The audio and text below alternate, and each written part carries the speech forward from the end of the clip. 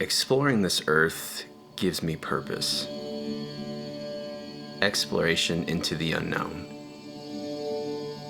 Journeying to see what few people get to see with their own two eyes.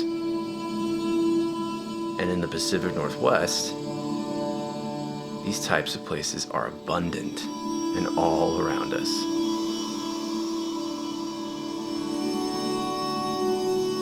So when I heard of a cabin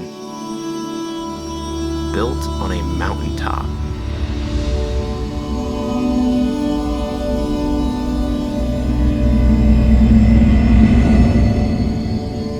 it sounded impossible. So I absolutely knew I had to see this for myself.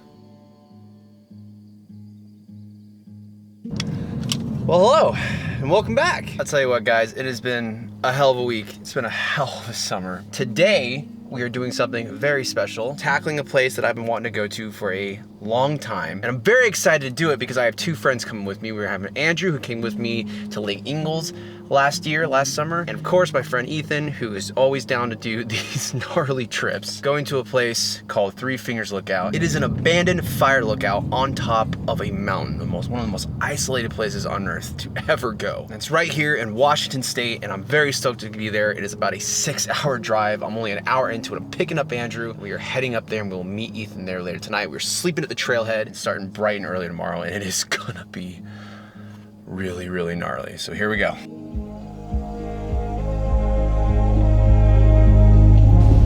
Bike on top, bike in the car.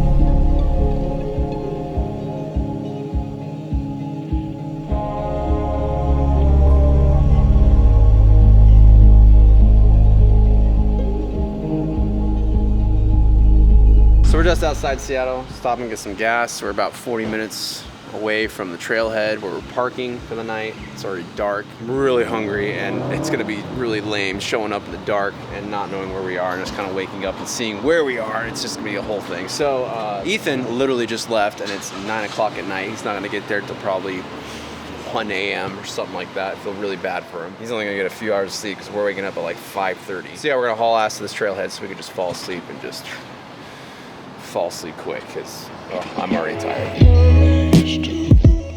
To reach the Three Fingers Lookout in one day, our plan was to camp out at the trailhead and start first thing in the morning. I've heard the trail is frequented by other explorers quite often, so my plan was getting there on a weekday, hopefully cutting down the amount of foot traffic we would see. I knew there was no way we were lucky enough to have it all to ourselves, but I was still surprised by how many vehicles actually were there. All right, we gotta get this bike out. We're gonna make our bed and we're gonna go to sleep because it is way too late to be out there waking up in 6 hours. Get out. Got a couple snacks. We're gonna hang out. We're gonna chill. God, spider web! There are literally so many bugs out here. Oh my God! Now my car is just full of them. It's gonna be a great night's sleep. One for tonight, one for tomorrow. Yeah. Oh, yeah. Officially in the car, going to sleep. God, we were gonna wake up in like 5 hours, 5.5 hours. It's time to go to bed. Good night.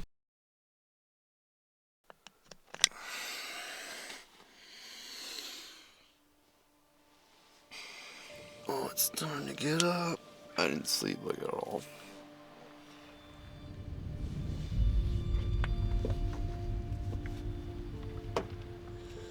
Dude, you're awake. You made it. No sleep. Yeah, I didn't really sleep at all, dude. And it was like the shittiest sleep too. Like, oh God. There's so many people here. There's another vehicle coming up. Wow. So we're just making all of our stuff, getting everything ready. There's another vehicle showing up. Wow, this is a popular hike these days. It's kind of concerning because there's some smoke in the background, but by the way, we are literally surrounded by wildfires everywhere in the Pacific Northwest right now. The first 8 miles of this, you can ride bikes. So we went ahead and rented some bikes. I haven't ridden a bike in so long. Literally gonna be riding bikes for the first 8 miles. So you get to the trailhead. Looking forward to it.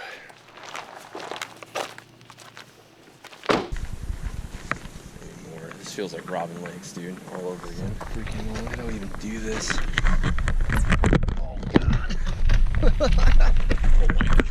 I'm gonna fall off the cliff.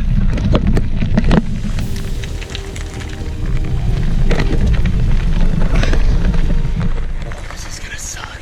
Now, I haven't ridden a bike in years, let alone a mountain bike. I'm walking it, dude. This is... And I'll be 100% honest that I actually wanted to give up at the very beginning of this trail. The first 2 miles of the biking trip is by far the hardest. Do not be afraid to walk some of those miles because it is a grueling uphill challenge. We're about halfway on the bike path and this is rough. Should have gotten e-bikes. That would have been a lot better. Get e-bikes for this part. But after those first 2 miles, we were finally greeted with some awesome downhill mountain biking, which made everything so much better.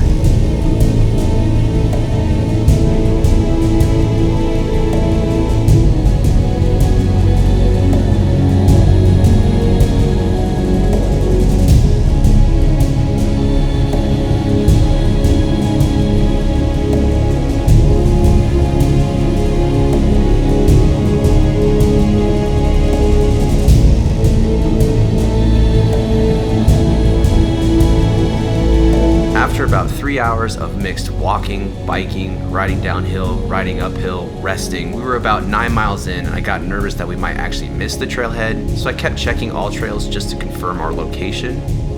And by the time we came around the last corner and greeted by a long stretch of uphill, we finally found the pile of rocks in the middle of the road that marks the trailhead. And we made it.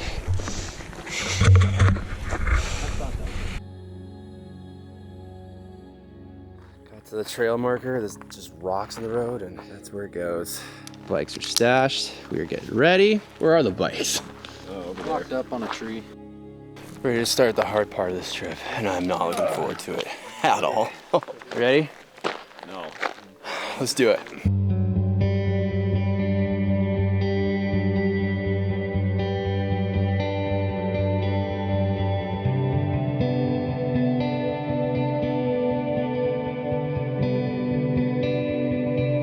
So we got these machetes to help clear the trail path. Oh God, it's dull as hell, dude. Oh my God. I'm gonna leave that to the professionals because I will probably hurt myself. Here we go, boys. This is where the real fun starts.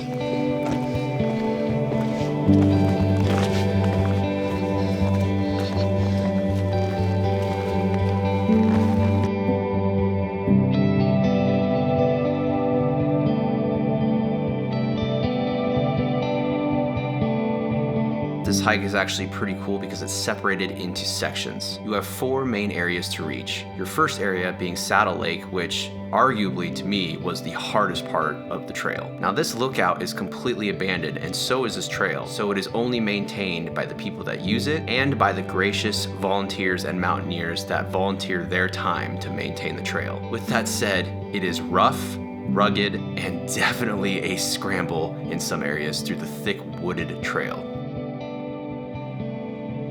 Finally made it to Saddle Lake, which is really a cool lake.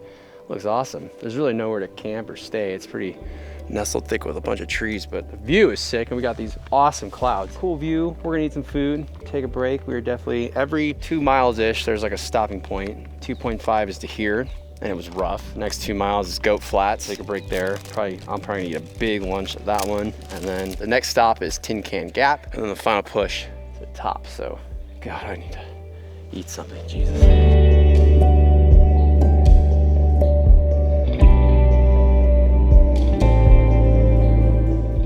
It's been a lovely break, but we need to get going. Filled up all of our waters, ate some food, ate hella food, and just relaxed. 2 miles to Goat Flats. That is the little over halfway point and where it gets real hard. So we're gonna push through. Let's go.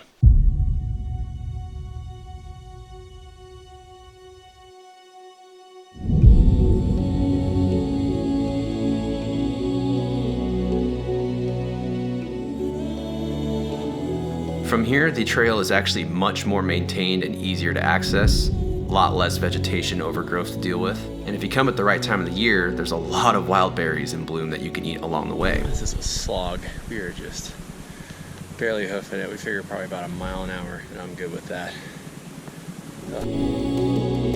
About halfway through the point to Goat Flats, I accidentally stepped on a bee's nest that was underground, which unfortunately, all of them attacked Ethan and he got bit and stung a few times. Yeah, no, there was a bunch of wasps. I'm glad only one of them got stuck, dude. I might have accidentally stepped on it. That'll do it. So I feel like this is my bad.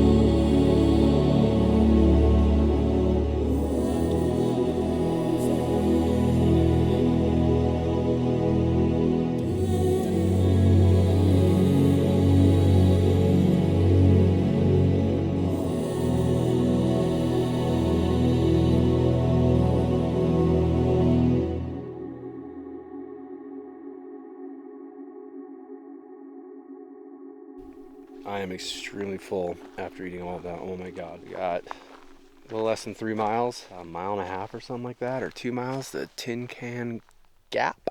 So that's the next stop. And that's where things get sketchy. So, should we get going?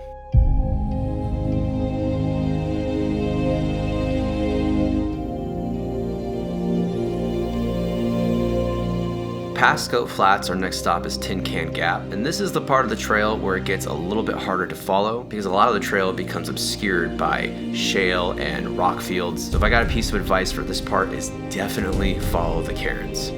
You'll know you're at the end when you start getting to the hellish switchbacks. The switchbacks themselves are not very long, but they are straight up. They are very vertical. A lot of elevation gain at this part. We took it nice and slow, and I gotta say, getting to the top was the most breathtaking view of the trail so far.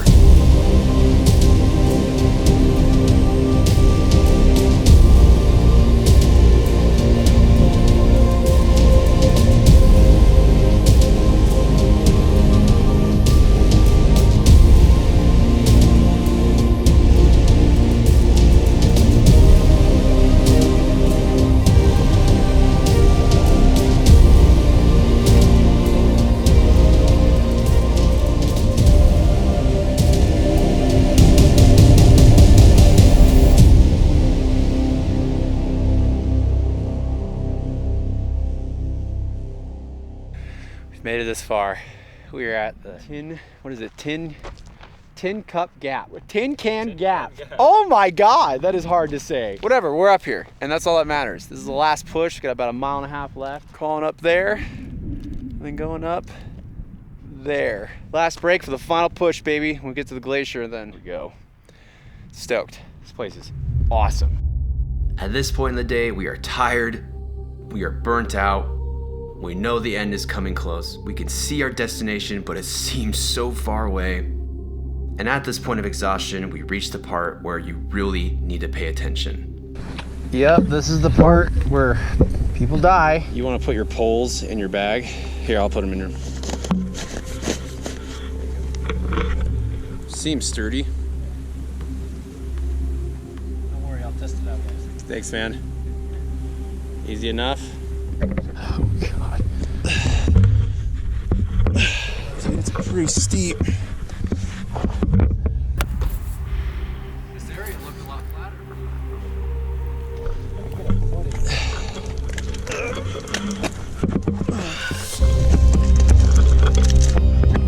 Wow, that is sketch.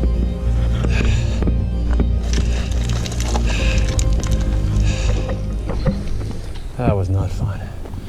God, that's steep.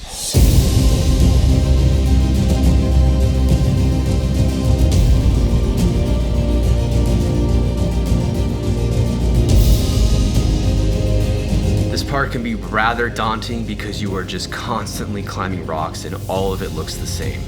But as soon as you start seeing snow at the top, we knew that we were so close to the snowfield, the final push up to the Three Fingers Lookout.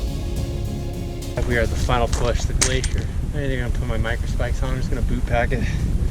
There's Prince. Just walking, who cares? It's right up there. It's right up there. Let's go. Let's do this. Let's do this.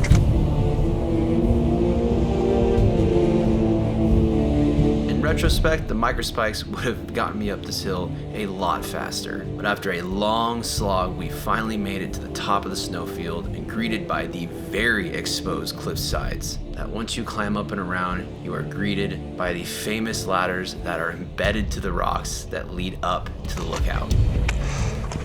Be very careful here. Oh God. It's the famous ladders. Oh my God, I'm so glad this is almost over. This is the most dangerous part. God, these are nuts. Oh God. So creaky. Yeah. Oh God. I gotta squeeze through here.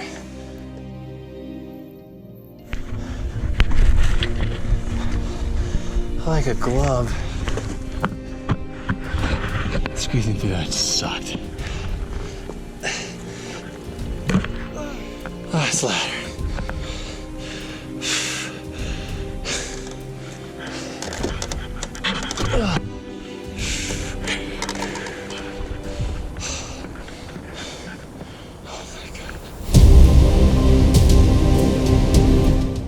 Andrew's turn.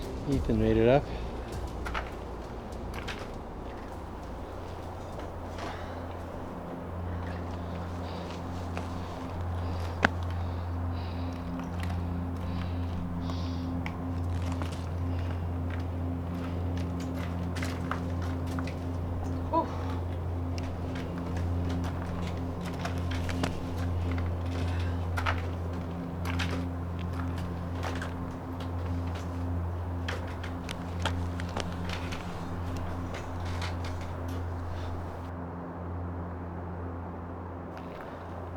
Clouds are crazy, dude. Dude, I know, this is nuts. We are in it right now. Fuck.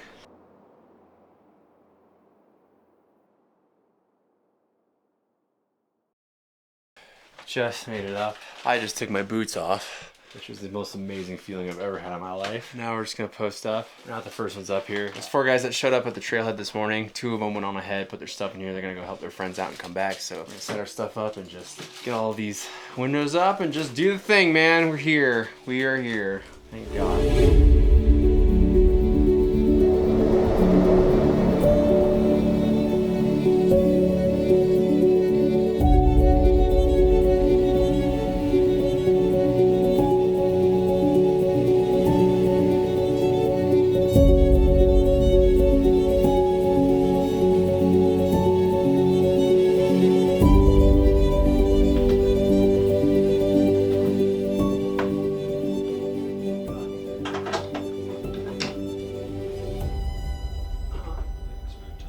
Cabin's all set up. We were all exhausted. We were just sitting here not talking. We're so tired. It's weird. And we're also in the clouds right now. I think the clouds are supposed to clear up maybe in an hour or 2. If not, I'm hoping they fall because this would be super sick during sunset. So check back in at sunset because I'm so tired.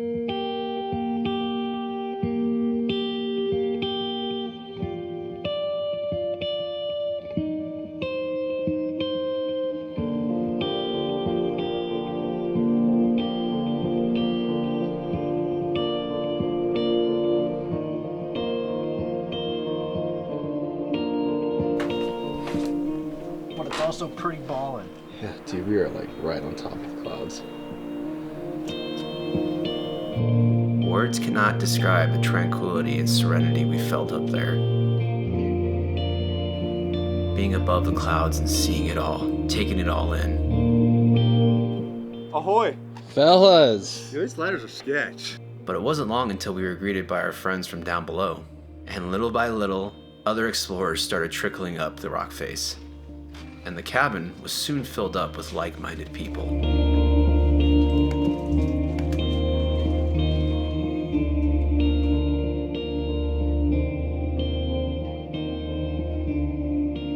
So it is getting a little crowded in the fire lookout. We got 7 of us and 2 other people just showed up. It's actually pretty funny. I don't really care because honestly, we've got this going on right now. We have a small cloud inversion happening beyond these clouds that are about to hit us, and it looks so sick. And I'm crossing my fingers that we get the golden ticket, the golden opportunity of seeing sunset with clouds below us. This is what I've been wanting all year, and I can't believe it's happening here. It's absolutely nuts. So I'm crossing my fingers. Ethan and I are freaking out. We'll see what happens.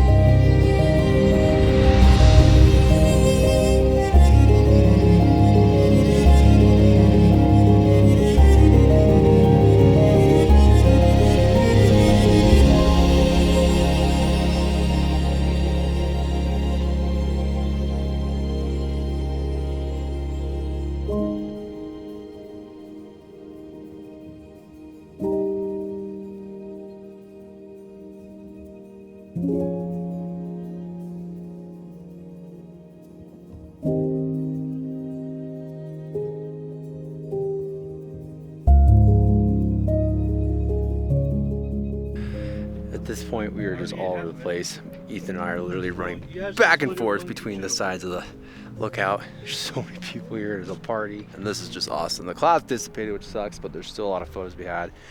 These 2 mountains especially, grab those real quick because they look amazing.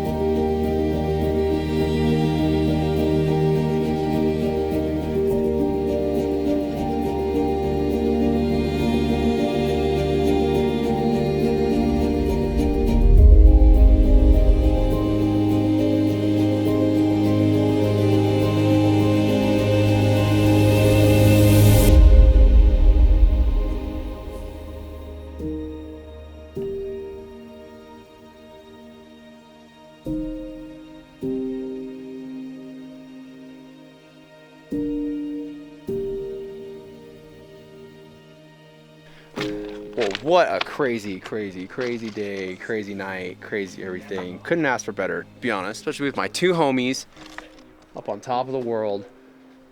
This has been fantastic. What a great, great time. So, thanks for watching. This has been the 3 Fingers Lookout journey. Yeah, I'm gonna eat food and go to bed. So, subscribe. See you next week. Bye.